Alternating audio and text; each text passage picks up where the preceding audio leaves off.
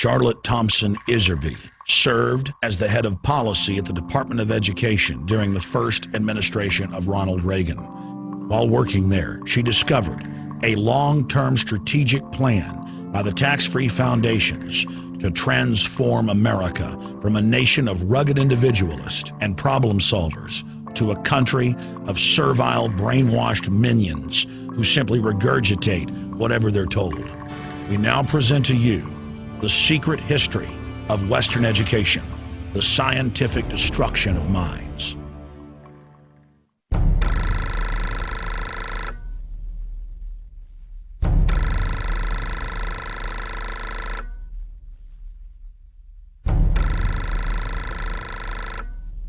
The minutes reveal that in 1910, the Carnegie trustees asked themselves this question, quote, "Is there any way known to man more effective than war to so alter the life of an entire people?" For a year, the trustees sought an effective, peaceful method to alter the life of an entire people. But ultimately, they concluded that war was the most effective way to change people. Oh, God. World War I, horrible war. Oh, God. I mean, made every other war look like nothing. They sent a confidential message to President Wilson insisting that the war not be ended too quickly. After the war, the Carnegie Endowment trustees reasoned that if they could get control, here we go, of education in the United States, they would be able to prevent a return to the way of life as it had been prior to the war.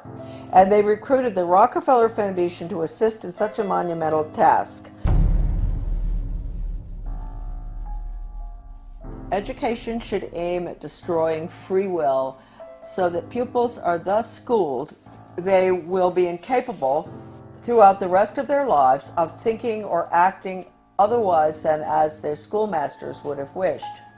Influences of the home are obstructive, and in order to condition students, verses set to music and repeatedly intoned are very effective. It is for a future scientist to make these maxims precise and discover exactly how much it costs per head to make children believe that snow is black.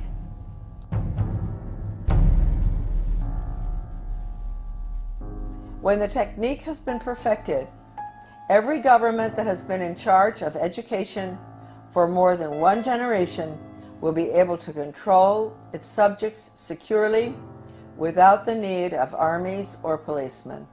End quote. Young people cannot be trusted to form their own opinion. It's our job to tell them.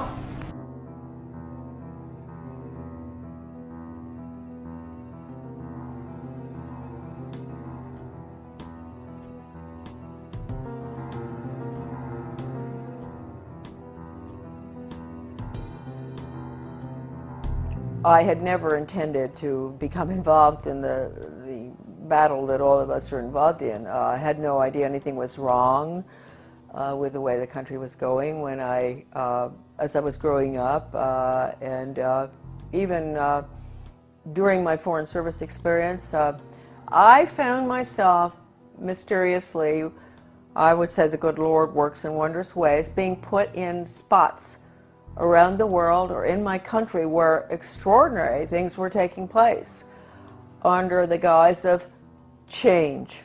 And we've all heard that so much, you know, from the Obama administration, Bill Clinton, he was the first one to mention change agents, etc. So for some reason I was plucked out, and I found myself being sort of pushed. My name is Charlotte Thompson Iserby. My maiden name is Thompson. My husband, who I want to give great credit to at this point, was Belgian, from the Flemish part of Belgium. I met him, I'll explain that later, in Europe when I was working at the embassy in Brussels. Without my husband's help throughout the last 30 years, certainly when we came back to Maine, my work never would have happened. And he understood beautifully. He had been highly educated in Europe, and he understood the whole plan. In fact, about 5 years after we had come back to the United States, someone gave me Gary Allen's book, None Dare Call It Conspiracy. I was on the school board, and this lady called me, and she loved the work I was doing on the school board. Of course, nobody else did, but she said, I've got a book for you. She brought it down, and I read it, and I looked at it, and I thought, I've never heard of such a thing as this. I mean, this is a conspiracy to really take over the world. Thank you, Gary Allen, who's no longer with us. And so I said to my husband, good Belgian, well-educated, do you know about this? And so he took a look and he said, yeah, sure I know about it. I said, you know about this? You know about the Illuminati and the Bavarian conspiracy? You know about all this, the plan to implement a world order huh? And he said, well, yeah, I learned all that in school. And I thought, oh, okay. So thank you, Jan, wherever you are. I think that maybe you're very involved in helping all of us right now straighten out this mess. We go back. I was born in 1930. Yes, I'm getting there. My mother was from Virginia, a wonderful Southern conservative, wonderful gal. And my father came from Pennsylvania. He came from a family that in mining. And his father was a very recognized mining engineer who ultimately went out to South Africa and opened the gold mines. And my grandfather knew all these people. My grandfather was Skull and Bones. My father was a wonderful person. He was mayor of several towns on Long Island, New York, and in New Jersey, and he was a real constitutionalist.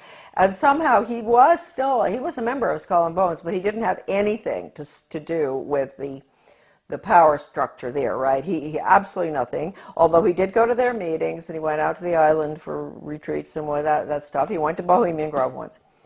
And so I grew up in sort of an atmosphere of, it was apolitical in a way, except for local politics, which my father was fabulous on. Anytime anybody did anything like wanted to break down local government or get rid of elected officials like regionalism does, my father would be right there with the Constitution. So anyway, I went to private schools, and I got out of prep school in Wellesley, and I decided I really didn't want to go to college. A lot of people thought it was a mistake. I wanted to go to business school instead. I was tired of somehow I had a bad feeling about things that were being pushed in the prep school. Like I was a member of World Federalists. I was falling for this junk. But somehow I didn't want to continue that. So instead of going on to Smith or Vassar or what, I went to Catherine Gibbs Business School in New York City. Wonderful, wonderful, difficult school.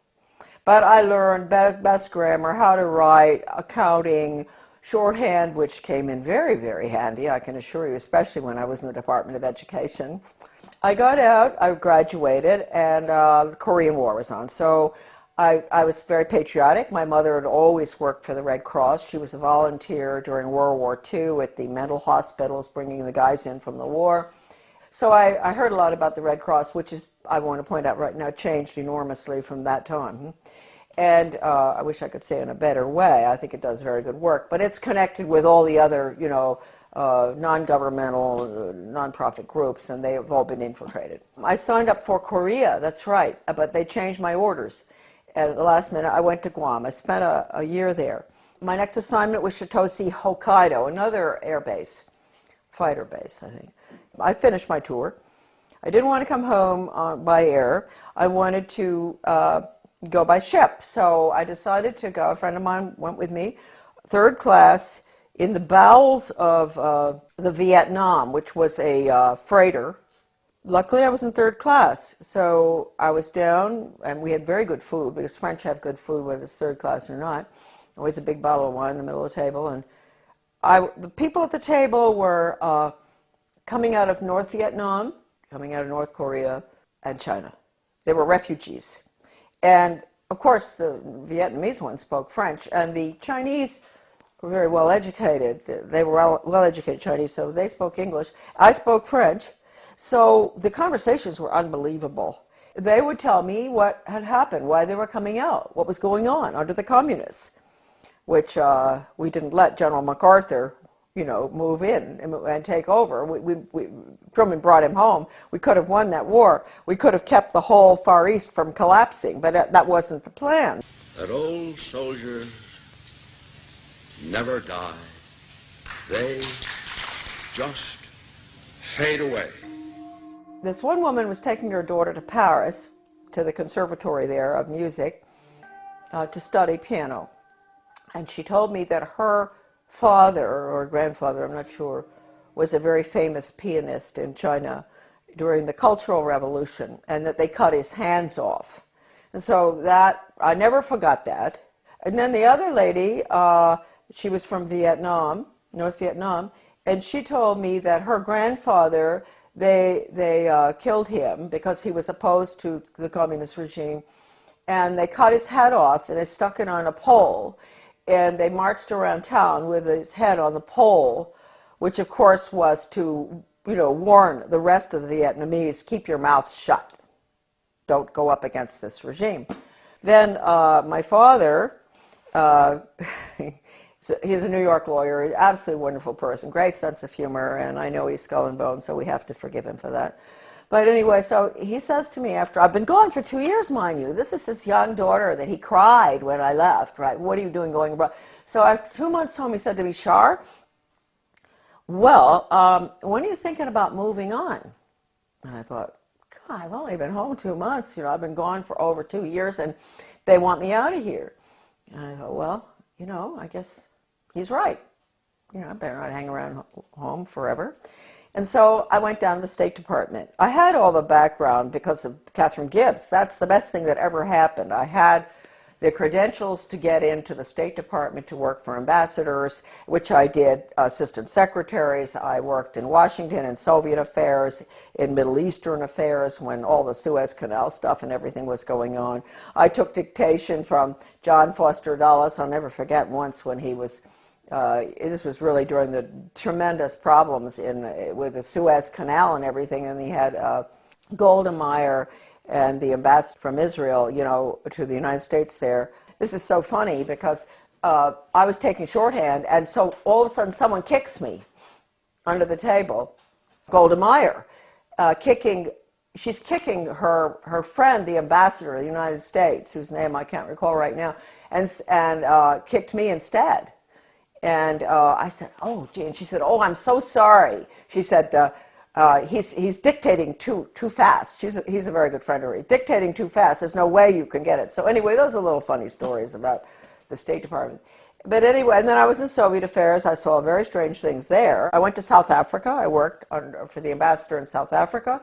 Fascinating, because my father and my grandfather actually had lived in South Africa. Then I got sick and I came back to the States, and then they assigned me to work for Ambassador Douglas MacArthur Jr. That's the nephew of the general, and in Brussels. He was a wonderful man. He was not easy to work for, but he was a wonderful person, good American. And that was at the time, again, you see where these things kept happening in my life. This was the Belgian-Congo crisis, and in Katanga. And I was there. I saw all the cables coming in regarding the UN troops and how they were raping citizens and nuns, and people were dying and all. So I was there in Brussels. Here I'm learning, Charlotte's learning, that the UN isn't what people think it is.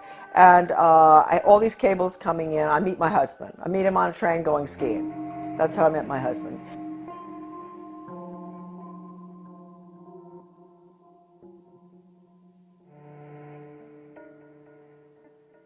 My husband and I are engaged. We subsequently get married in the United States. He comes over. Then we go back to Belgium, and we're there for about 4 years. And then from there, we go again to a hot spot, which I didn't realize. I'm talking about the weird things that happened. The hot spot was Grenada. I could see then from our house overlooking the bay, the lagoon in St. George's, all this activity. Boats coming in with strange flags. Stokely Carmichael came down there to sort of stir up the pot to get the Grenadians, mad at the rich, nasty capitalists who owned these yachts and all. It was really getting bad there. And I knew the political situation well because we had Grenadians working on the boat. I had a lot of Grenadian friends in government as well. Anyway, we left. We were there about 5 years.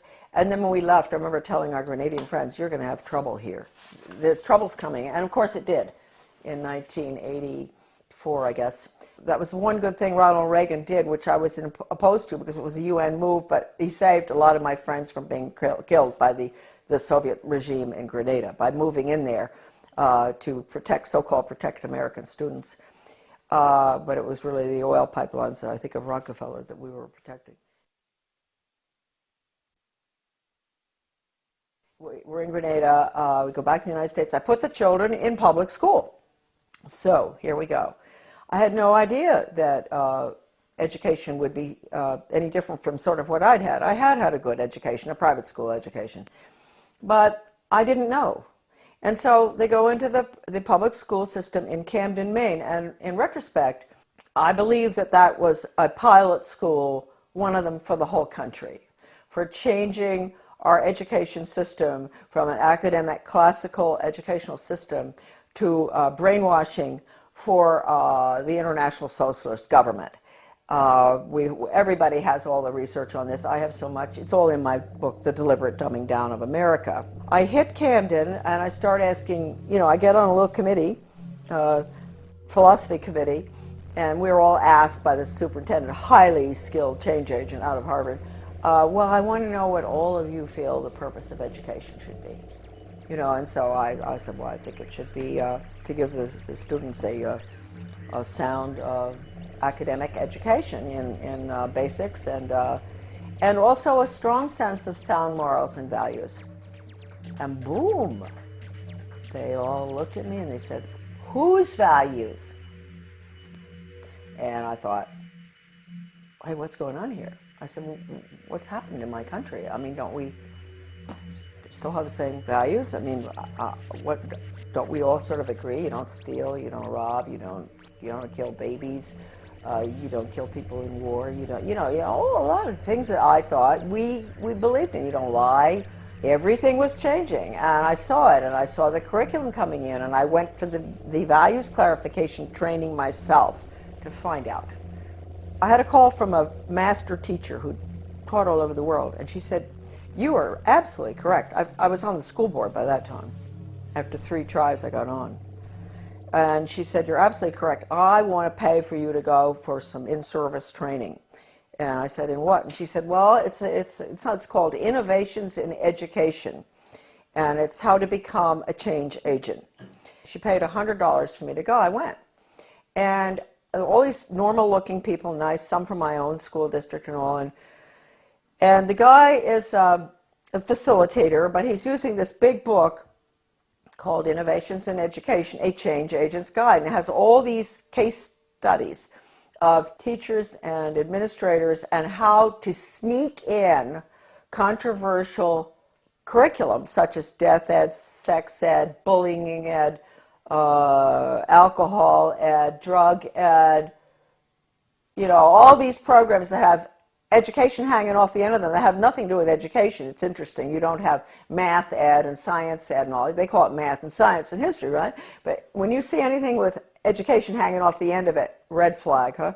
In that training, he taught us how to identify resistors in our community. And they were the people who were smart, who knew that these programs were designed for nothing other than to make children engage in sex, to drink, to take drugs, to do all the things that the parents were being told the programs were to help the children. I was considered a resistor too. Here they were training me to identify myself, huh?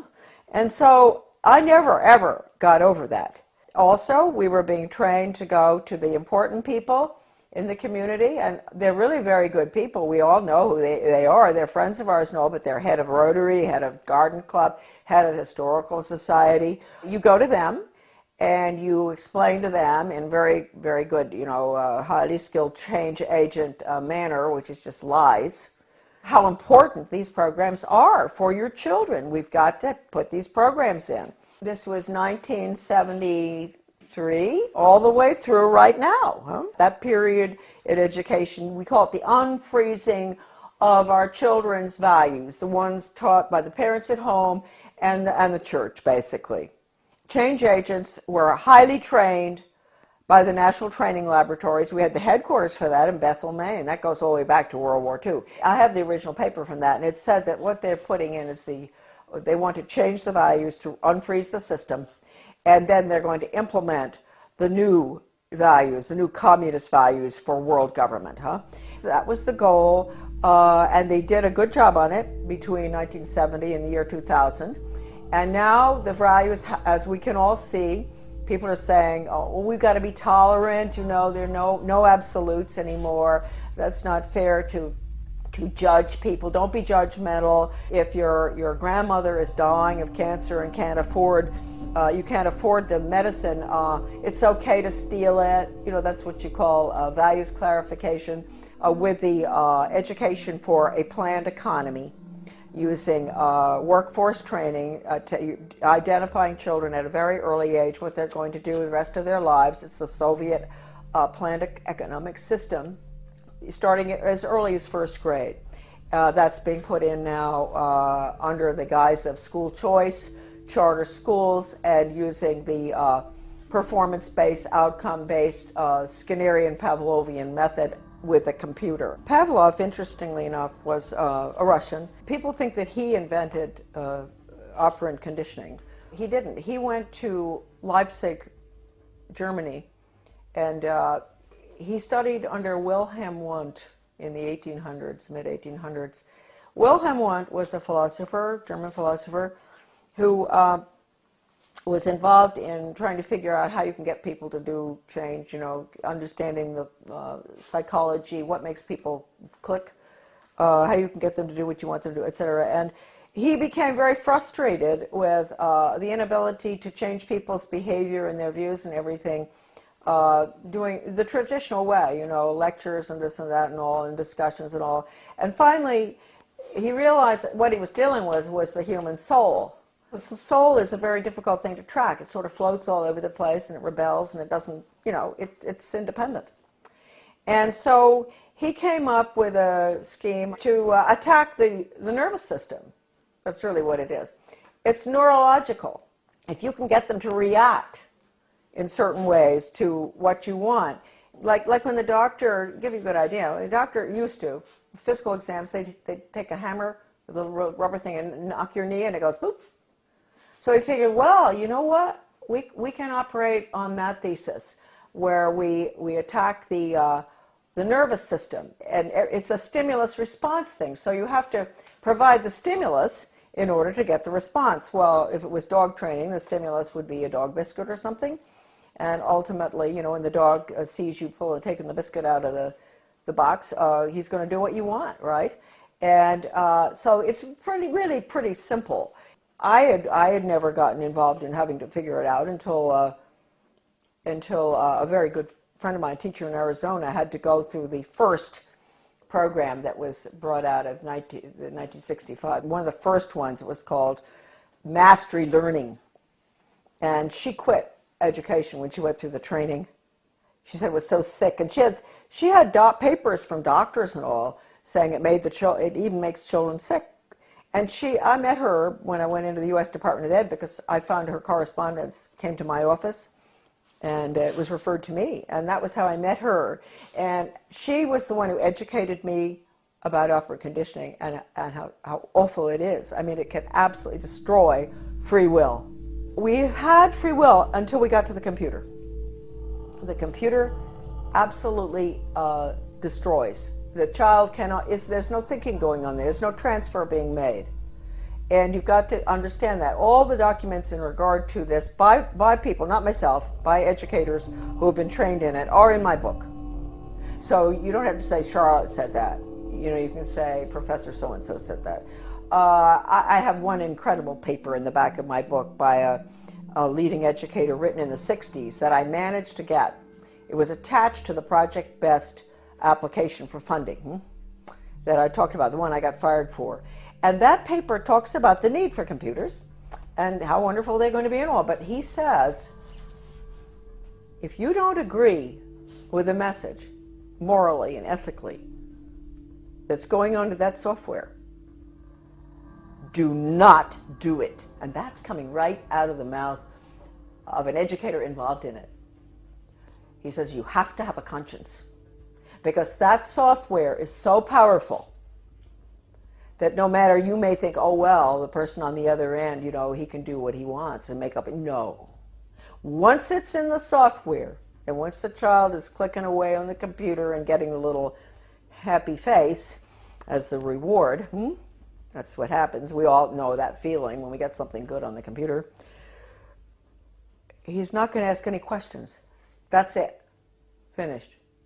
And it can bring the student to a certain totally opposite position in their thinking using Socratic questioning. So it's very dangerous. I can't tell you how dangerous it is. I mean, how dangerous is a method that can actually change, actually destroy one's conscience. That's bad news. And we were all softened up, and that's what we're looking at today. Now, the refreezing has to take place. The refreezing is going to take place with the use of the computer. Schools will be bookless. They are already some of these programs coming in. So anyway, I was on the board. I saw that. I went for the retraining. Then I got off the board, and I formed with Bettina Dobbs of Maine, a wonderful teacher and a nurse. We formed something called Guardians of Education for Maine. And we were in business for about 15 years. We did a lot of very good work. In 1980, I went to work for Ronald Reagan, and I worked there for 2 years until I was fired. Right? But I had worked hard for him from 1978 to get him elected. Right? And then in 1980, because of the work I'd done and the work in education, I got an appointment in the U.S. Department of Education. Because the people in Washington, with the conservatives, they were good back then. They're not anymore.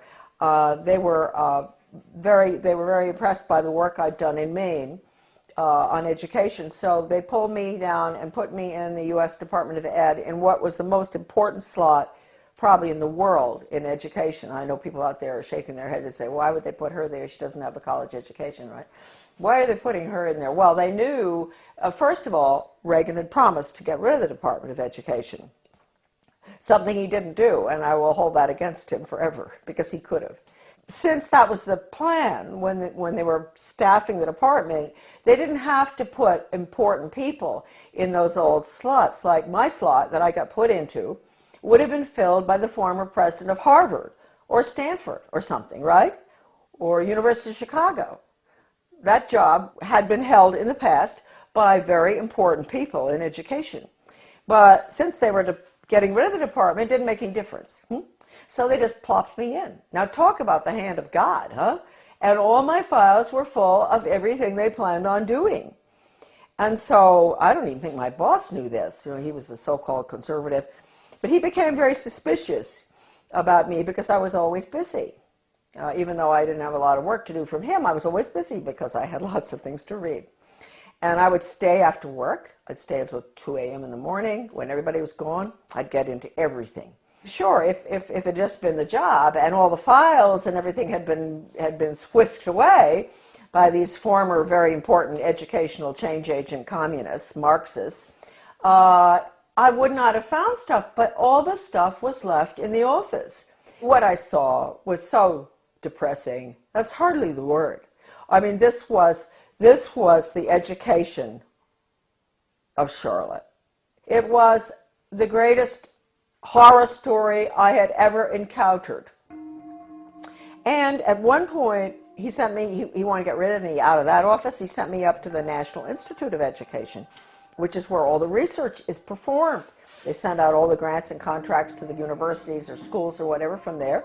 I found out I was really in the belly of the beast right there, because I had access to all the computer printouts of all the grants and contracts of your money, folks, going out not just across our country, but all around the world, about how to change the education system from academics to a brainwashing using Pavlovian, Skinnerian, operant conditioning computers and workforce training for the globalist economy. the corporate fascist socialist communist government that's coming right in this minute. I had a friend from Maryland who used to come in. She had a huge Cadillac, and I'd get all my stuff and put it in, interesting for Maine people, LL bean bags. You know those big LL bean bags? Those huge ones? And I'd put all the papers in there, and at lunchtime we'd meet uptown for lunch. She'd come in, marvelous gal, Australian, who I absolutely love, probably one of the finest Americans who ever, she was Australian, but she did more for our country than anybody I've ever known. Brilliant. We'd meet, dump the stuff in her car, go have lunch. She'd take it home. She'd get some of it out to the people across the country.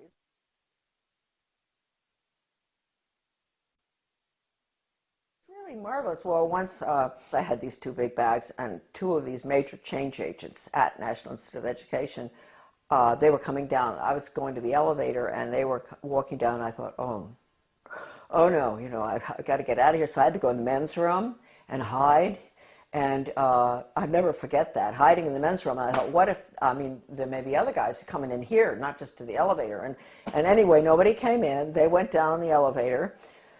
I came out and dumped the stuff in her car.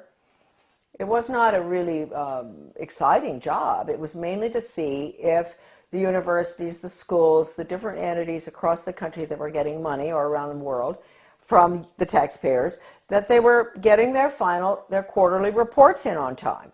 That's all. It had nothing to do with philosophy. Huh? And so one day I ran across a grant to Lansing School District, Lansing, Michigan. This was University of Michigan connection with my office.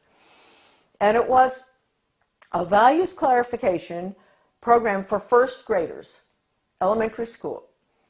And it pre- and post-tested those little children about what goes on at home, what religion do you... And I looked at this thing and I thought, what on earth are they doing? And so I turned to this bureaucrat who was working with the GAO about financial things, and I said, look, we're doing waste, fraud, and abuse. I know that. But I said, take a look at this. Don't you think that this is pretty wasteful, fraudulent, and abusive in another way? And so he took a look at it and he said, oh my Lord. He said, this is horrible. And really nice guy, bureaucrat, Washington. People sometimes get after all the bureaucrats. They're not all that bad. Some of them are just like us, and they care. And I said, well, look, you know, I'm only meant to be here 2 weeks, but could you give me extra time? Because I want to go through all these grants and contracts. And he said, you can have as much time as you want. So I spent 6 weeks up there going through all the stuff. And I can't tell you how horrible. First of all, even if you don't care about children, you don't care about education, you don't care about your country, you don't care about anything, people? Are there people out there who don't care about anything? They do care about their wallet, huh? You should care about this money that has been spent in the name of education. It's total brainwashing. Anything coming out of Washington is a total Marxist brainwash. And Marxism is the world of the future unless we stop it right now. I'm fired for leaking one of these documents to Human Events. It was the one that put technology into, with the computer on, with the curriculum on it. It was a grant going out to every single state with the computer curriculum for the state. Can you imagine, designed by Washington and all the different government education associations. And within that big paper that I found, Better Education Skills Through Technology, it was called, Project BASC. I found this one paper, one thing, this was sort of a draft, and it said, what we at the federal level can control and manipulate. That's a direct quote, colon. And then it listed, this is for us at the local level because we don't know how to run our own laws, and the state. I get fired. Then I write the president, I write Reagan, and I tell him what's going on in the department. And I said, you would be shocked if you knew. This place has got to be shut down, etc. And it was a long letter. I explained everything, that the U.S. Department of Education is a Marxist factory designed to destroy any semblance of good values academics, etc., and to make sure our children march blindly into a socialist communist world government. That's the goal of the U.S. Department of Education. They didn't want anyone to know that Ronald Reagan had that letter. So I never got a reply. I tried to. I called Ed Meese. I went home, called Ed Meese, who was the chief counselor or whatever in the White House, and I said, I want to talk to you all. I want an answer to that letter. Finally, I went down and talked with Ed Meese's aide, Ken Cribb, and I said, he patted me on the shoulder, that way they do that. Oh, Charlotte, aren't you pleased to know the president got your letter? That's an admission right there. I know he got it because John Lofton, a journalist at that time in Washington, called his office, the White House, back in 1983 or something, and asked. And they said, yes, it's on his desk, and he's marked it up. So let's get that straight. He had it. The purpose of that letter was to make sure that that department is abolished and the American public education is returned to its original status, run at the local level and with elected school board members and with no influence whatsoever from the federal or international level. That's how it should be. It was the best education system in the world. That's what I was asking for. Anyway, it didn't happen. That letter to Reagan, again, is on my website, Deliberate Dumbing Down, under a PDF. I wrote in 1985 a book called Back to Basics Reform or Skinnerian International Curriculum. And to make sure people read this little 39-pager, I decided to put an asterisk so that they didn't really have to read it. I put an asterisk which said, necessary for United States participation in a one-world socialist government plan for the early years of the 21st century. When the conservatives, the neocons, let's call them that, not Goldwater people, when the neoconservatives, Heritage Foundation, all of those groups, I'm sorry folks, when they saw that book, they boycotted it. They boycotted that book, which told Americans exactly what I just told all of you, what I'd seen, and that we had to get rid of the department. It all happened under Ronald Reagan. You call it what you want. Corporate fascism, socialism, communism, planned economy. You call it what you want. What is it? It's really, it's horrible. Your children have no upward mobility whatsoever. I told you earlier. I said, yeah, they're put into a slot early on. The government and the schools, they decide what your child is capable of doing the rest of his life. He might be able to sneak out of that sometime if he's brilliant and do his own thing, but it's unlikely. So it's fixed. This is the end of upward mobility for our children, end of freedom for this country. Planned economy is the end of freedom. It's a failed system, but there are people at the top who live very well by it. And then I find out that Ronald Reagan has signed an agreement with Gorbachev to merge the two education systems. Well, you can't tell me that conservatives didn't know that was going on, because I know some who were at Geneva when this happened. And they didn't do anything about it, but we found out. And so we fought this United States-Soviet Education Exchange Agreement. The Carnegie Corporation also signed agreements. Basically, most of that was to do with computers and technology and critical thinking for little elementary school children. Those agreements were signed. We raised $5,000 to put an ad in the Washington Times to expose that. It was called Educate is Worse Than Watergate or something. And but again, we got no support because that information wasn't meant to get out. Then, about 4 years after the fact, my little article was called Soviets in the Classroom, America's Latest Education Fad, that nobody would touch. The conservatives, all the different conservative groups, media and all, would not publish it. And all of a sudden I got a phone call from a wonderful man by the name of Robert Morris. He was a judge from New Jersey. He calls and he said, I'm now the president of America's Future. And I had tried to get this article published by America's Future, Soviets in the Classroom. And I couldn't get it published. It was interesting because America's Future used to do a lot of articles on bad textbooks and everything in the United States. And I thought surely they would be interested in the United States-Soviet textbook agreement too, and exchanges. And I was sure but no, they would not publish it. So this marvelous Bob Morris became president. He found my article in a drawer in the desk that was left there, the manuscript. And he read it and he thought, oh, what is this? Can you imagine? He's a leading conservative himself, very important person. He had not heard about it. He had not heard what Reagan had done.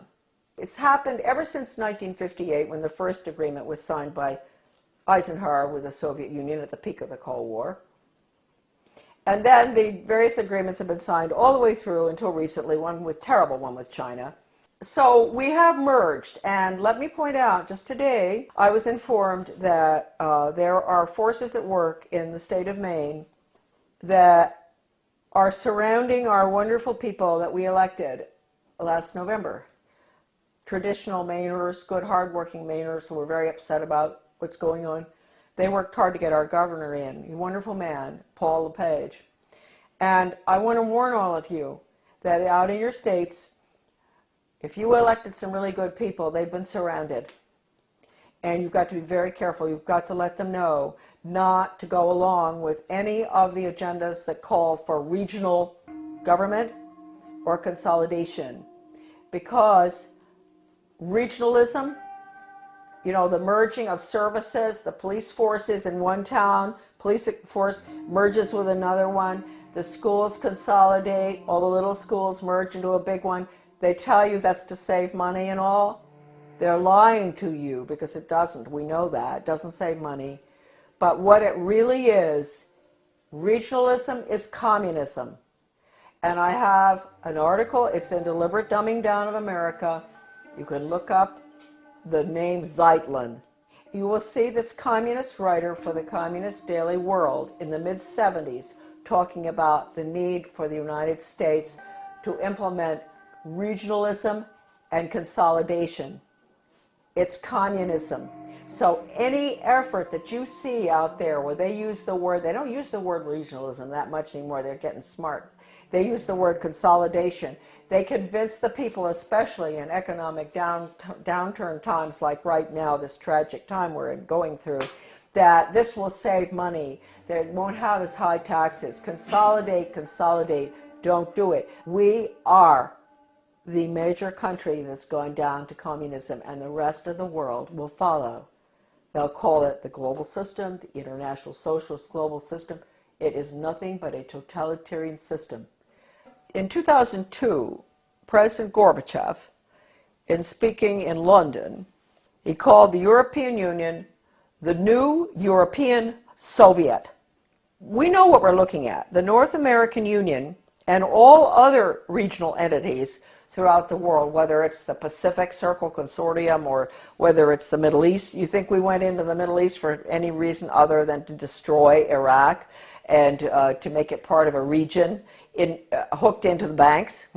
What they're doing is they're destroying the Middle East so they can restructure it as a region in this new world order. So these are all the regions. Their whole structure is based on the model, which is the European Union.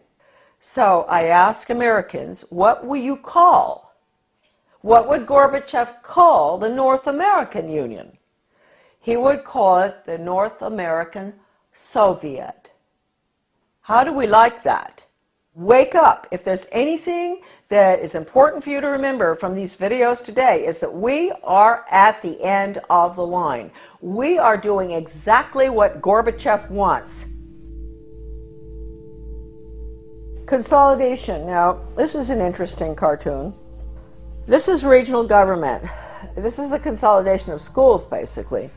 And you see the little guy in the one-room schoolhouse, he's chewing a piece of grass or something. And he looks very happy.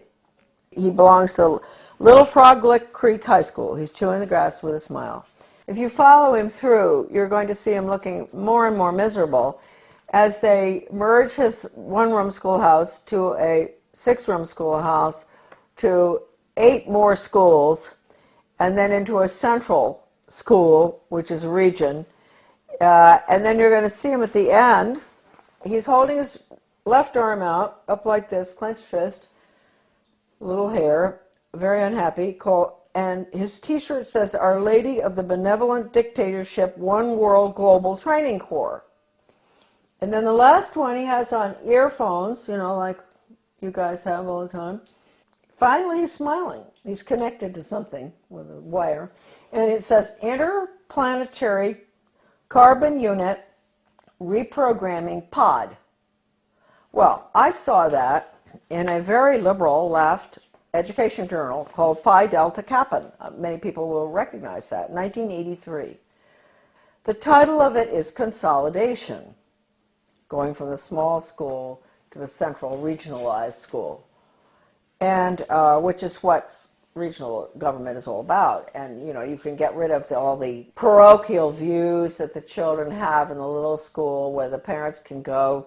The school board meeting is just across the street, the school, and all the parents know each other, the teacher, it's a lovely atmosphere.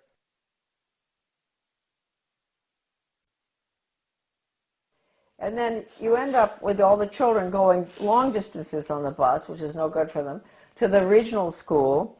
And then you have country boys and girls who are being mixed with city boys and girls. So then they get into the drug scene. So we've seen with consolidation that the test scores go down, the drug problem gets worse, the cost of education increases, although they tell you that consolidation is to make it cheaper.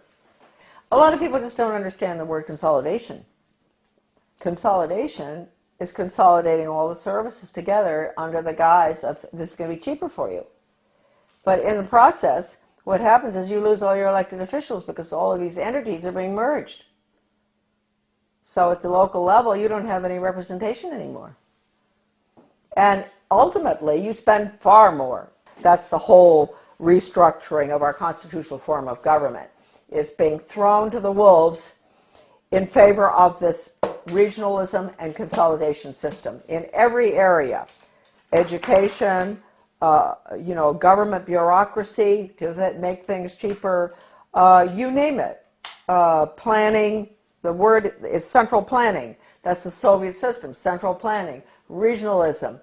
No matter how beautiful everything looks outside, no matter how good those restaurants are in your town, or the good funny movies, or the whatever, no matter whatever beautiful things you see in your life and your family, etc., folks, it's curtains. October 24, 1975. The World Affairs Council of Philadelphia issued a Declaration of Interdependence, written by well-known historian and liberal think tank Aspen Institute board member Henry Steele Commager. This alarming document, which called to mind President Kennedy's July 4, 1962 speech calling for a Declaration of Interdependence, Kennedy, was written as a contribution to our nation's celebration of its 200th birthday and signed by 125 members of the U.S. Senate and House. When in the course of history the threat of extinction confronts mankind, it is necessary for the people of the United States to declare their interdependence with the people of all nations and to embrace those principles and build those institutions which will enable mankind to survive and civilization to flourish. 2 centuries ago, our forefathers brought forth a new nation. Now we must join with others to bring forth a new world order. We affirm that the economy of all nations is a seamless web, and that no one man can any longer effectively maintain its processes of production and monetary systems without recognizing the necessity for collaborative regulation by international authorities. This little blue book is called Conclusions and Recommendations, and it has a weird title, and you'd think it only deals with social studies, but it doesn't. It's the report of the Commission on the Social Studies. It was funded by the Carnegie Corporation, and the book virtually recommends that the curriculum all be geared towards the Soviet system, internationalism, planned economy, etc. It's been referred to by a leading British professor of British socialism as a plan for a socialist America. This book is at my son's website, AmericanDeception.com, thank heavens, because this is the only copy that exists in the whole world, right here. All right, so that's dated 1934. And And what they're doing there is they're really talking about putting in a planned economy. So that's what we're putting in right now with the program that's just gone into our little school in Dresden, Maine. We've put in the Di Lorenzo Reinventing Schools plan, which I said earlier, your children will be graduating at 14 or 21. No grades, no ABCD, no kindergarten through 12th grade, because it's going to all be workforce training, and the curriculum will be based on the Malcolm Baldrige Total Quality Management Award that has only in the past been given to Cadillac and Hilton Hotels and things like that. The Malcolm Baldrige National Quality Award gets results. We're not there yet. We're continuously improving, and it's something that is so deep in our organization that the concepts and principles of Baldrige will be applied forever here. So this same Carnegie Corporation in 1933 instituted the 8-year study, which went on until 1941. That's the Skinner method, performance-based, results-based. That's all what you can do, not what you know in your head. They don't want children to think or know anything, no history. It's what you can do for the good of the global economy. And the Education Commission of the States, a very important unconstitutional regional entity which controls education in every state as well, they had a little newsletter that I used to get. And one day I was reading it, and my eyes went down to the bottom of the page, and I said something. It said, outcomes-based education is, and of course I'd always been fighting outcomes-based education, and it said it was experimented with for 8 years in the 1930s and 40s by the Carnegie Corporation. It was called the 8-year study. So nothing's new, folks. If we think the outcomes-based education that which is the biggest dumbing down education system that ever happened with children graduating at 14, right? If we think that it's new, no. It came from the 8-year study, which again was Carnegie. Okay.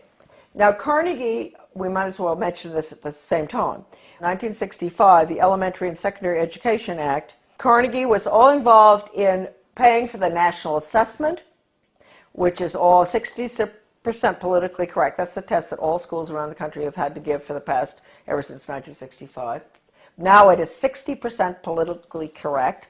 Your kids' ideas on global warming, sustainable development, a world government, the fact that the Constitution's outmoded, all that. So they paid for the national assessment. They were the ones instrumental in putting up the money for the Education Commission of the states in Denver. In your Senate Education Committee in your state, there's always going to be one person who is on the membership of the Education Commission of the states. So there'll be about 50 state people. So they get their orders from the Education Commission of the states.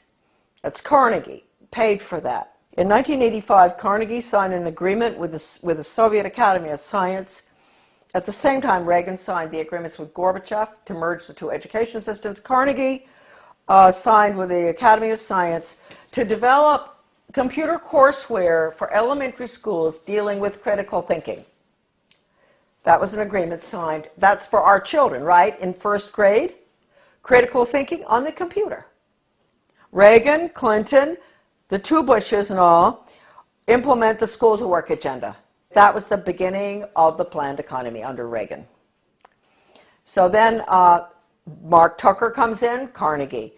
All the controversy going on in the 90s, Americans were up in arms about the destruction of their school systems. They would go in deliberately and destroy, because in order to restructure, you have to destroy. Foundation for the Advancement of Teaching, David Hornbeck, who's big on compulsory community service, compulsory. He called for that when he was the superintendent of schools in Maryland. He was commissioner. Way back, he called for mandatory service. That's another thing, folks. You better watch out. We're going to be slaves. Mandatory service. So anyway, this same Hornbeck, who's connected to Carnegie all along, goes into Kentucky, destroys that system, goes up to Rochester, New York. He goes out to the state of Washington, Iowa, destroy the schools, restructure them for school to work. That's all Carnegie.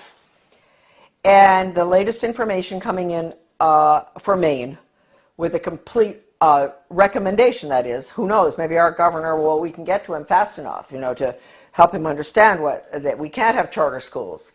Charter schools are the vehicle to implement the planned economy. We can't have them.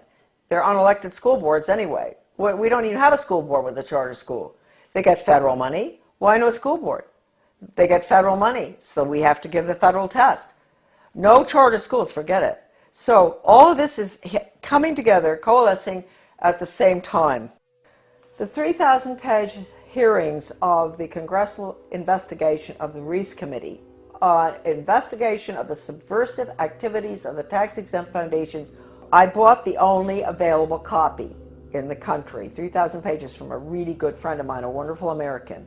He had been offered any amount of money for that 20 years ago by one of the minions of the tax-exempt foundations. They did not want that copy to be floating around. The research director for those hearings, his name was Norman Dodd. I knew him. And the conversation that I'm going to discuss right now that he had with the president of the Ford Foundation, Rowan Gaither, was off the record in New York City at Ford Foundation headquarters. And Norman Dodd told me over dinner in Washington, D.C., in a restaurant in Georgetown, Rowan Gaither said to him, Mr. Dodd, basically, we at the foundations, we don't determine the agenda. The agenda has come from directions from the White House. That was Eisenhower at the time, right at the peak of the Cold War. And that agenda, our instructions are to use our tax-exempt status, your money, folks, change America so it can be comfortably merged with the Soviet Union. Now, a lot of you may say, well, that never happened. Well, it's happening right now, folks. It's happening right now, as we speak. Foundation-funded non-bloody revolution. Committee Chairman Carol Reese warned fellow congressmen of a diabolical conspiracy that a certain few foundations were financing the socialist and communist overthrow of the United States. After World War I, they tried to get the League of Nations in. And there was tremendous opposition to that. And then you had opposition between then and between World War II. You had Lindbergh and a lot of Americans going before the Congress to keep us from going into the UN. You had all sorts of opposition. But they got their way.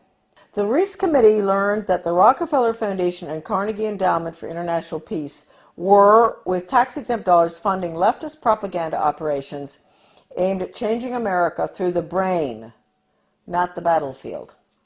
Patriotism, national sovereignty, individual responsibility, and Christian beliefs were belittled, while the concepts of a one-world government, socialism, collectivism, and humanism were deemed essential for peace in the modern age. A clandestine and successful non-bloody revolution had been masterminded by some of America's most powerful and devious men who did not want to be exposed by a congressional investigating committee. The man chosen by Reese to be the committee's research director was Norman Dodd, Yale graduate, intellectual, and New York investment banker.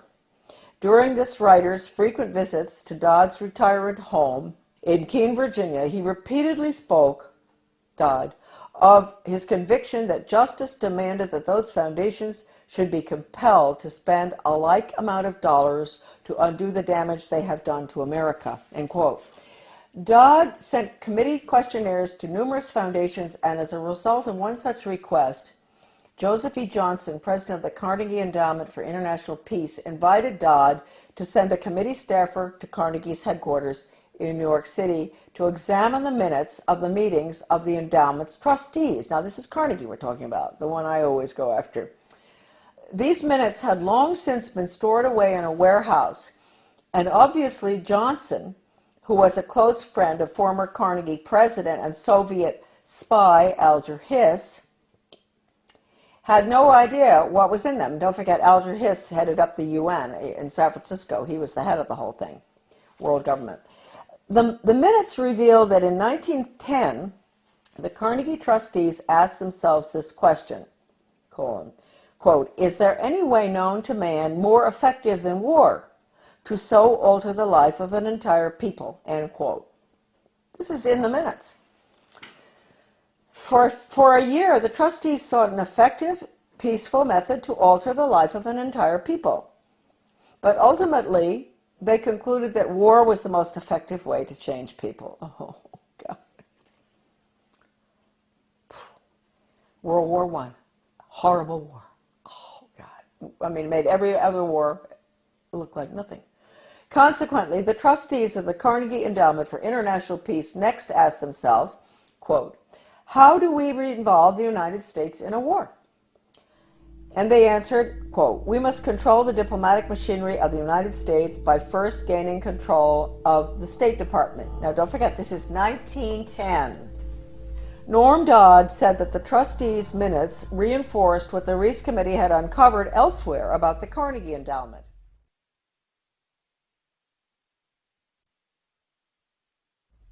That it had already become a powerful policy-making force inside the State Department. During those early years of the Carnegie Endowment, war clouds were already forming over Europe, and the opportunity for the enactment of their plan was drawing near. History proved that World War I did indeed have an enormous impact on the American people. For the first time in our history, large numbers of wives and mothers had to leave the home to work in war factories, thus effectively eroding women's historic role as the heart of the family. The sanctity of the family itself was placed in jeopardy. Life in America was so thoroughly changed that, according to Norman Dodd, quote, the trustees had the brashness to congratulate themselves on the wisdom and validity of their original decision, end quote. They sent a confidential message to President Wilson, horrible, listen to this, insisting that the war not be ended too quickly. Carnegie trustee Cleveland Dodge, one of Wilson's financial supporters, had direct access to the president, and as did Elihu Root, endowment president from 1910 to 1925. After the war, the Carnegie Endowment trustees reasoned that if they could get control, here we go, of education in the United States, they would be able to prevent a return to the way of life as it had been prior to the war. And they recruited the Rockefeller Foundation to assist in such a monumental task.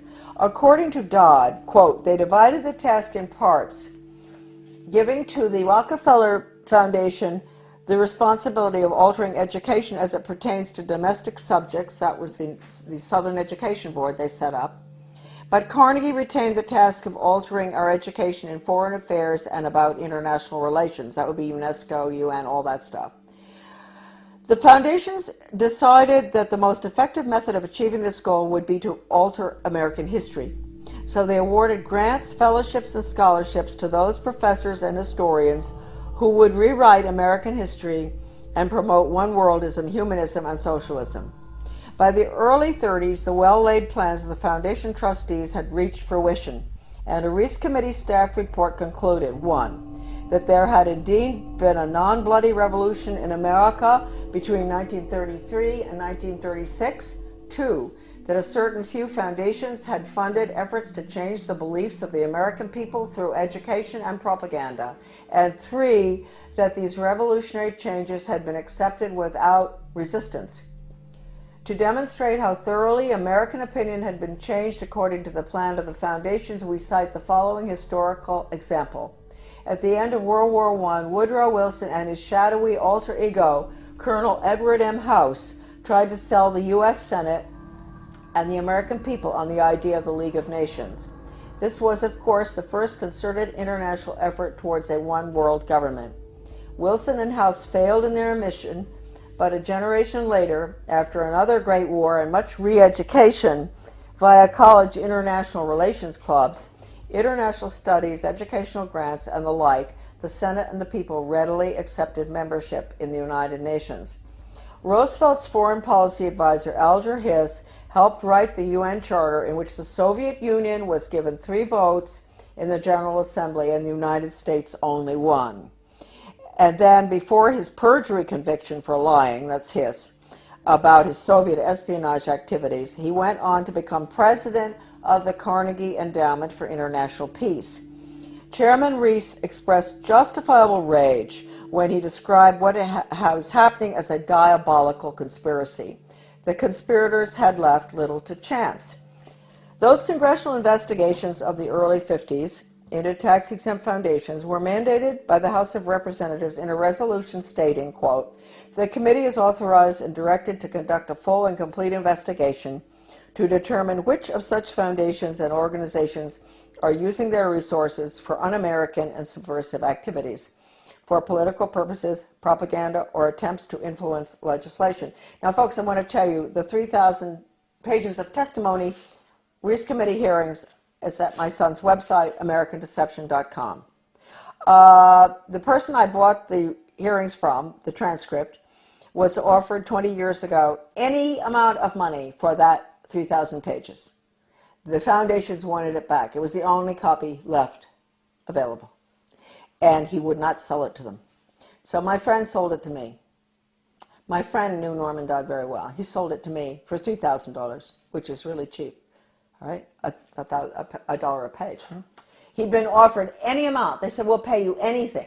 You name it, anything. We want that copy." So it's now on the web for everybody to read. All right, now we'll continue. The congressional investigations, right. To determine which of such foundations and organizations are using their resources for un-American and subversive activities, for political purposes, propaganda, or attempts to influence legislation. The tax-exempt status granted to foundations by the Congress of the United States is a special and powerful privilege subsidized by the American taxpayer. Therefore, Congress has not only the authority but also the obligation to investigate how tax-exempt funds are spent. This should be the next investigation. Ron Paul should do this one, after the Federal Reserve. The Ford Foundation, largest of all the foundations, balked when it received a preliminary questionnaire from the Reese Committee. H. Rowan Gaither, president of the multi-billion-dollar foundation, summoned Committee Research Director Dodd to foundation offices in New York City. At the meeting, Gaither asked, "Mr. Dodd, we invited you to come here because we thought that perhaps off the record." You see, that's why it's not in the transcript of the hearings, what I'm reading you now. This was off the record in the office in New York City. "We invited you here because we thought that perhaps off the record you would be kind enough to tell us why the Congress is interested in the operations of foundations such as ours." Gaither answered his own rhetorical question with a startling admission. "Mr. Dodd, all of us here at the policy-making level of the foundation have at one time or another served in the OSS, the Office of Strategic Services, the forerunner of the CIA, or the European Economic Administration, operating under directives from the White House. We operate under those same directives. The substance of the directives under which we operate is that we shall use our grant-making power to so alter life in the United States that we can be comfortably merged with the Soviet Union." End quote. Stunned, Dodd finally replied, quote, "Why don't you tell the American people what you just told me? And you could save the taxpayers thousands of dollars set aside for this investigation." Gaither responded, "Mr. Dodd, we wouldn't think of doing that." In public, of course, Gaither never admitted what he had revealed in private. However, on numerous public occasions, Norman Dodd repeated what Gaither had said and was neither sued by Gaither nor challenged by the Ford Foundation. The latest article that I've written with Debbie Niwa, a wonderful researcher, a magnificent person and brilliant, did all the graphics and formatting and a lot of her own research as well on change agents and how they brought Americans to have a totally different mindset using all of the sensitivity training. Debbie had some fantastic research of hers is in that article. As well as at the end of writing it, we came across extraordinary quotes from C.S. Lewis, who points out that if you substitute workforce training for education, that's the end of civilization. It's the end of the human being as an entity opposed to being an animal. It's the end of the human soul. It's the end of the conscience. And we have all of the evidence from educators and change agents, articles saying that the computer is fantastic for changing values. An educator with the World Institute for Computer Assisted Instruction, his name is Dustin Houston, where he talks about, won't it be wonderful when the child in the smallest school, most remote area in the country, can have the curriculum developed by the world's finest psychologists, and nobody can get between that child and the curriculum. Parents, wake up. That means you, parents, you can't get between the child and that curriculum. You can't control anything anymore. You've lost it. This is going in right now. And they say this works too. What works? I always wondered when I saw this stuff titled What Works in the U.S. Department of Ed, and I didn't pay too much attention. And one day I picked it up, something, and what works? Yeah, dog training works. If you reinforce, if you give rewards and all. And mind you, folks, the rewards are being passed out galore all over our country now, not just in education.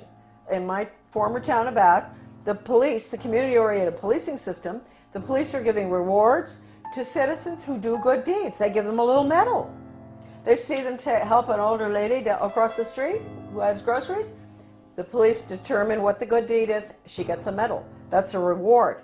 That's conditioning. That's operant conditioning. You're going to end up with a society that never does anything for the sake of it being right. And they're never going to take a stand against anything unless it's approved by the government. So that's going to be the result of operant conditioning. It's throughout our community right now. The Secretary of Education, Arne Duncan, when he was in Chicago, with the Chicago schools, he even recommended paying students for good grades. Now, that's why teachers are up in arms about merit pay, performance-based pay. That's the same thing. They're going to pay the teachers for students getting good test scores.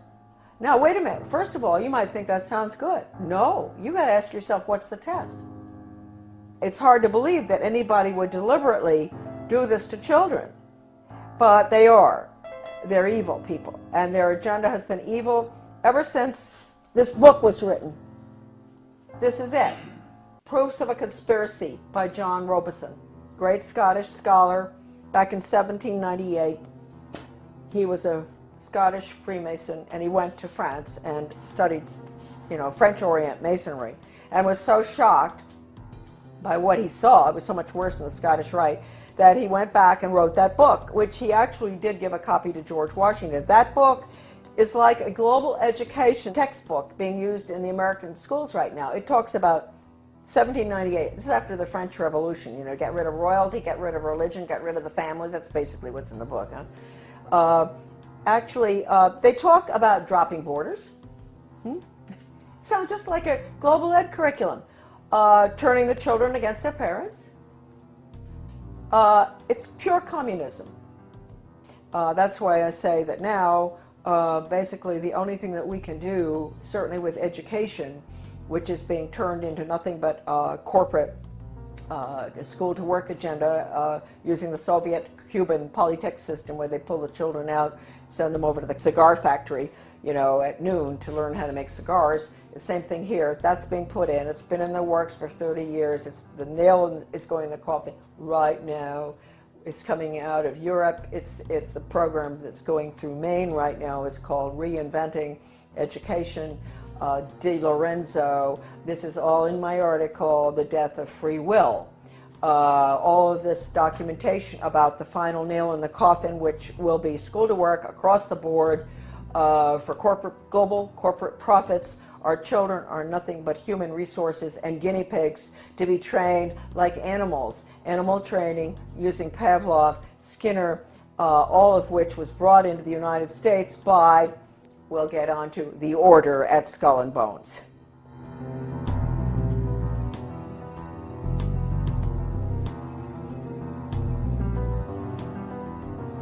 Coming soon to prisonplanet.tv, part 2 of our in-depth interview with Charlotte Thompson Iserby.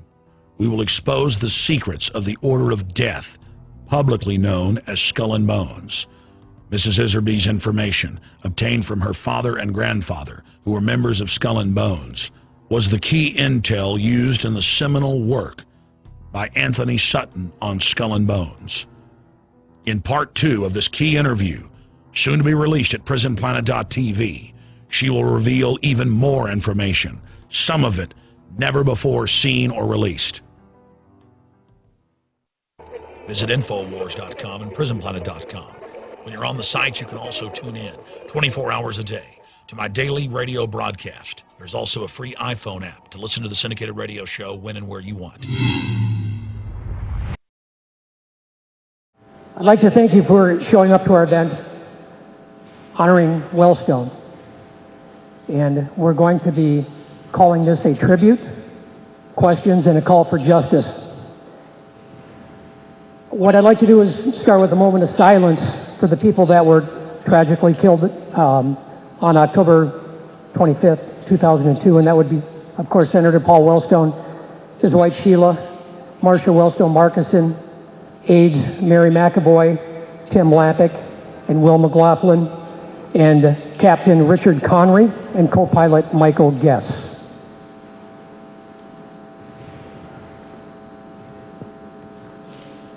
Amen and shalom.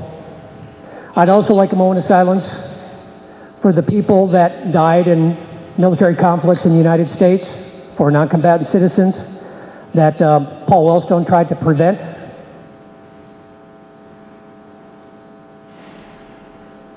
Amen and shalom. The reason we're here is to honor a man that was recently called irreplaceable. And what made Paul Wellstone irreplaceable? Was it the fact that he had the courage to speak truth to power and stand up for the little guy? Was it the fact that he was willing to take on the fight that nobody else was willing to take on? Recently, at another event, Governor Mark Dayton made a reference to Senator Wellstone, saying that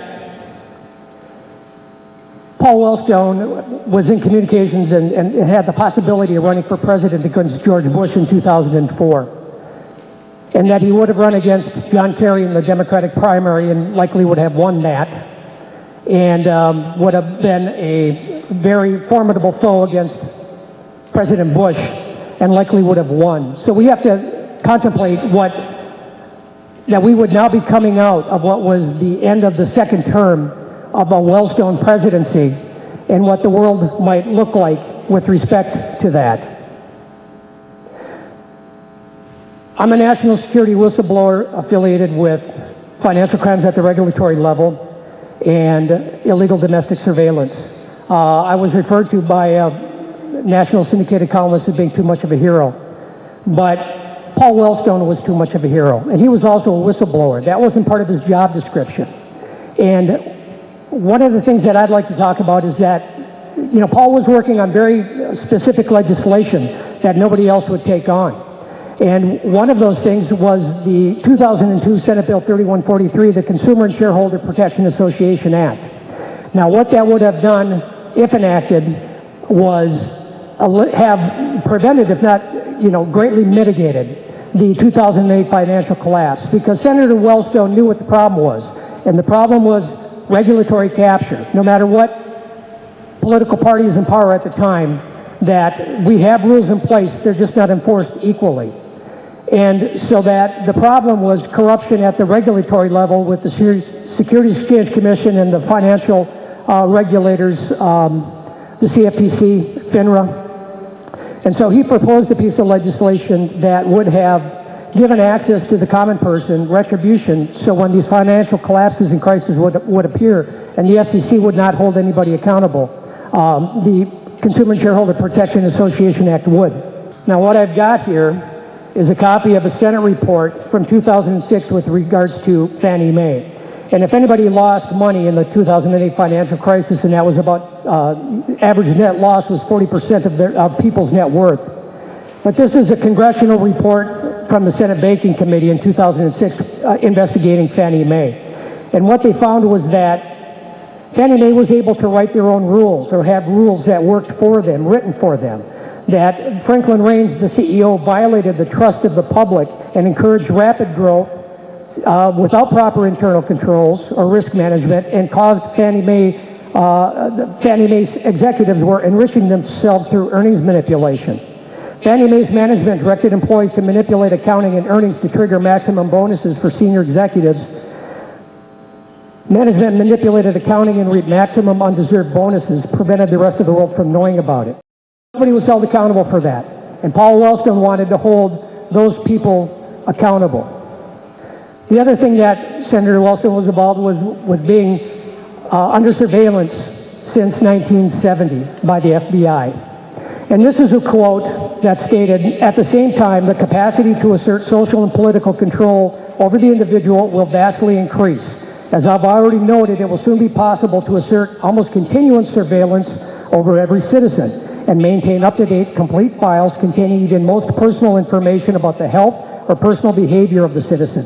In addition to more customary data, these files would be subject to instantaneous retrieval by authorities."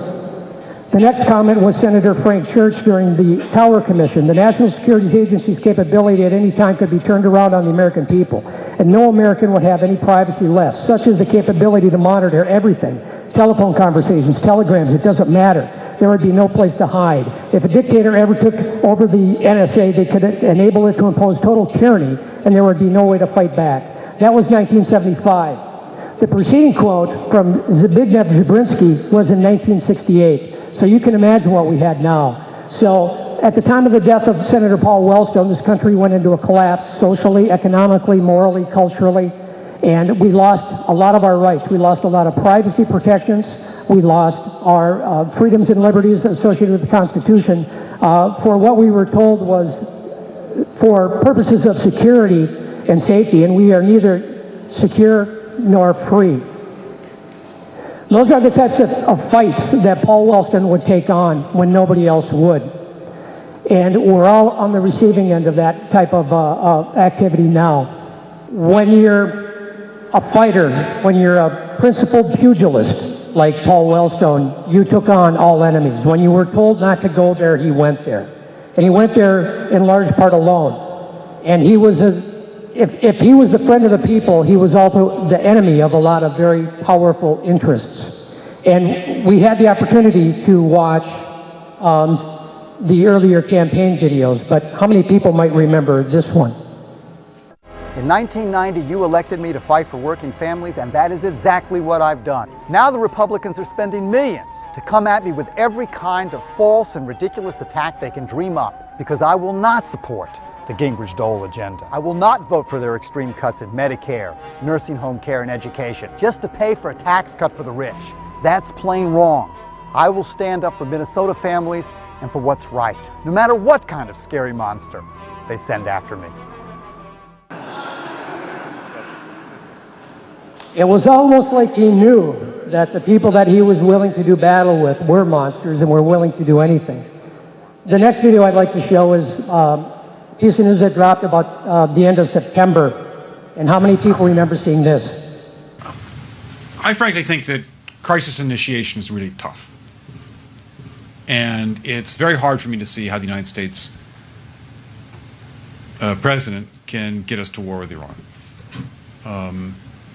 Which leads me to conclude that if, in fact, compromise is not coming, that the traditional way of America gets to war is what would be best for U.S. interests.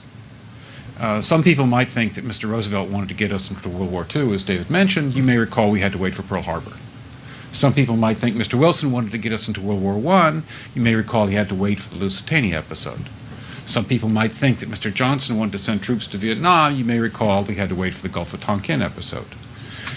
We didn't go to war with Spain until the until the Maine exploded. And may I point out that Mr. Lincoln did not feel he could call out the Federal Army until Fort Sumter was attacked, which is why he ordered the commander at Fort Sumter to do exactly that thing which the South Carolinians had said would cause an attack.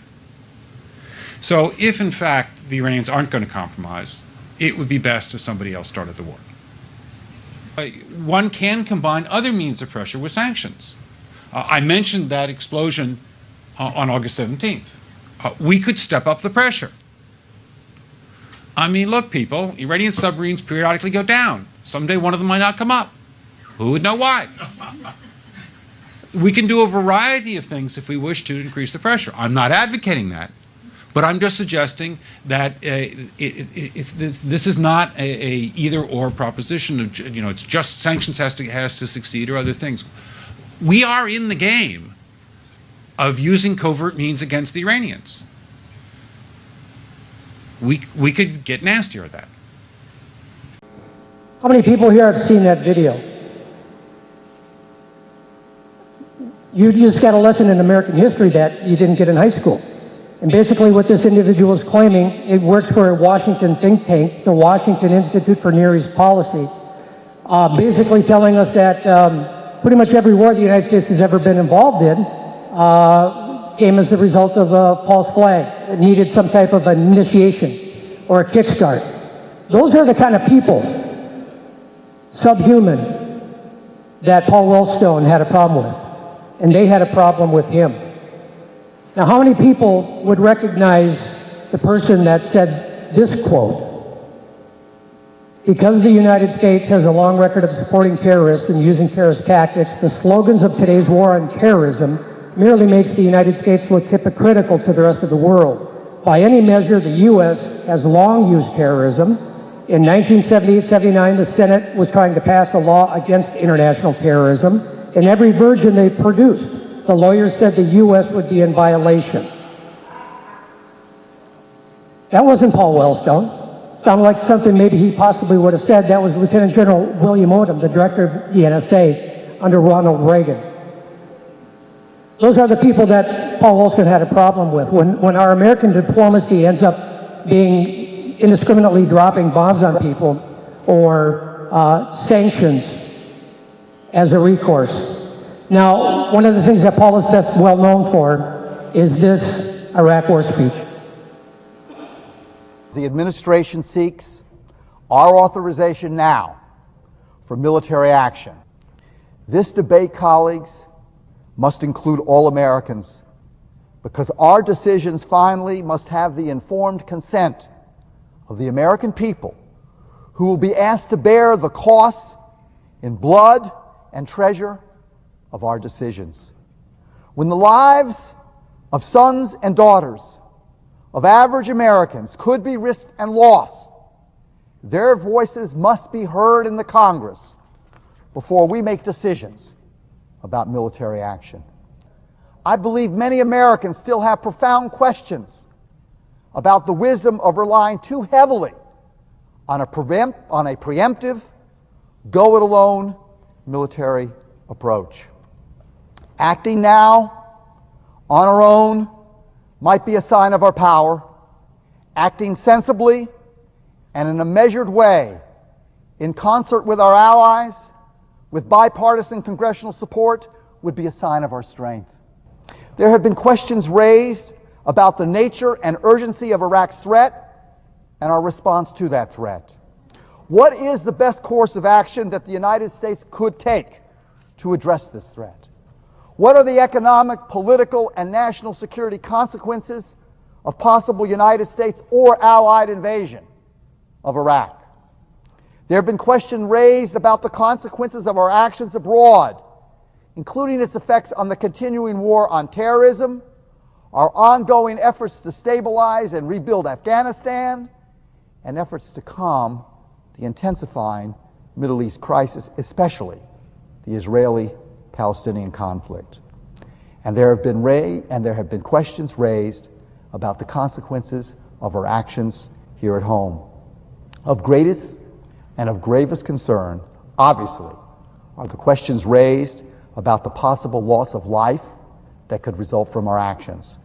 The United States could post tens of thousands of troops in Iraq, and in so doing, we risk countless lives of United States soldiers and innocent Iraqis.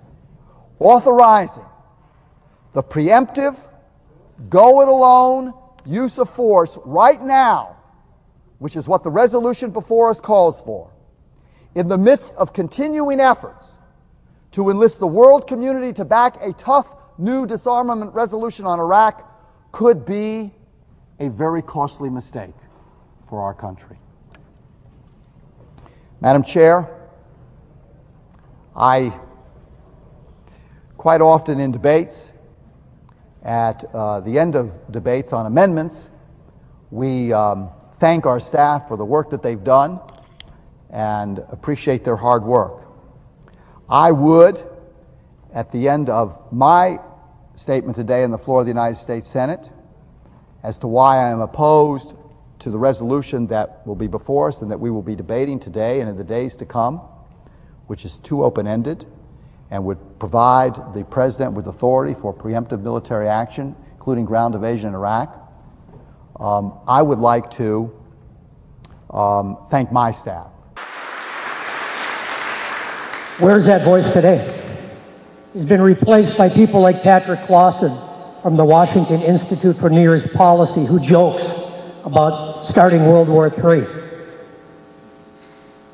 Think about what we would have had if not for the tragic events of the day 10 years ago with the plane crash. With all due respect to crab fishermen and our military, whistleblowing is the world's most hazardous profession. And he was one of the whistleblowers. That wasn't part of his job description. Now, Colleen was making reference to, when will we dummy up? I mean, we've got a populace that's more interested in Honey Boo Boo and hillbilly hand fishing to know that we're just about ready to get duped into World War III, which is going to involve Russia and China. Thanks to our friend, Mr. Clausen. If we could bring up my friend Smedley. Now, those in the military might recognize this name, General Smedley Butler. Basically, he was an American Superman. He was a two-time Medal of Honor recipient. He served in the Spanish-American War. He served in conflicts in South America and Mexico, World War I. And then he had an epiphany, and he came to the conclusion saying, I spent 33 years and 4 months in active service as a member of our country's most agile force, the U.S. Marine Corps. I served in all commissioned ranks from second lieutenant to major general. And during that period, I spent most of my time being a high-class muscle man for big business, Wall Street, and the bankers. In short, I was a racketeer for capitalism. I suspected I was part of a racket all of the time. Now I'm certain of it. Like all members of the military profession, I've never had an original thought until I left service. We're trying to run a theme here. There's a historical context of things that are happening. And if people just have an exposure to what we've done in the past, and people, brave, courageous people that took a stand like Smedley Butler. Now, not too long after saying this, the United States was getting involved in World War II, and Smedley Butler met an untimely death. What I'd like to say, too, is I appreciate everybody showing up, and thank the efforts of everybody that helped put this effort forward. Now, we did anticipate more people with the help of progressive groups. We put out a call to them and naively kind of anticipated that, considering that this was an event to honor Senator Wellstone, that we would get some type of cooperation or equivalency, and that didn't happen.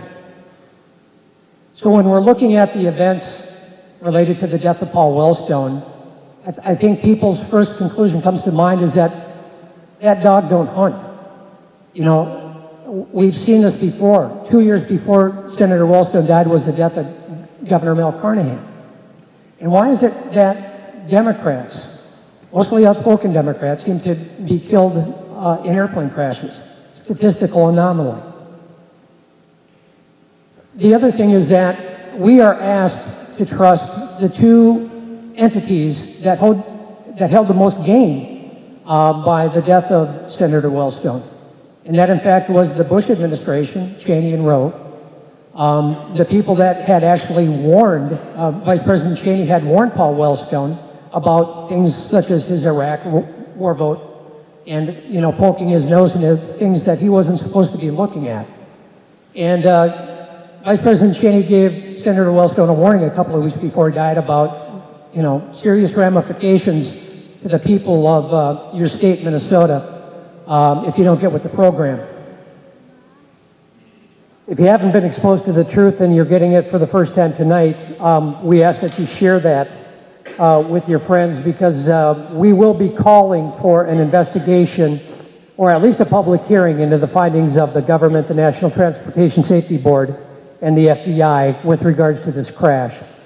In the event, if people believe that there might be a possibility, then we owe that to Paul Wellstone and his family and the staffers and the pilots. If you refuse to believe it, I'm sorry, but there's nothing that we can do for you. We have war criminals on Fox News telling us what we need to do. We have a Republican presidential candidate that wants to outfit his foreign policy with the Bush administration hacks. And Paul Wellstone is dead. Where's the justice? I want to close this out by a call for justice. And I hope this makes a little bit of sense to you about tonight's discussion, that it contains truths which, if understood by the masses, would tend to awaken them to real dangers which threaten our free institutions. Eternal vigilance is the price of liberty, and the people too indifferent or too self-satisfied to be mindful of their liberties are unworthy of such a boon. Republics are lost because their guardians, the people, entrust them to scheming politicians.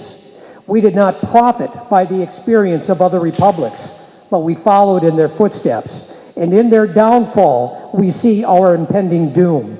That such a doom may be averted, I believe to be the desire of every patriotic citizen.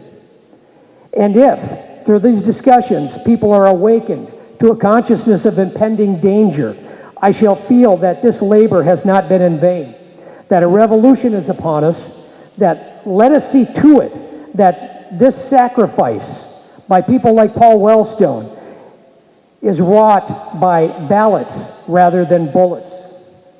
Never in the history of the world have the means for imparting information been conducted on such an extensive and magnificent scale than at present time. Yet never have the masses been more ignorant of their condition or more mystified as to the real cause of their afflictions.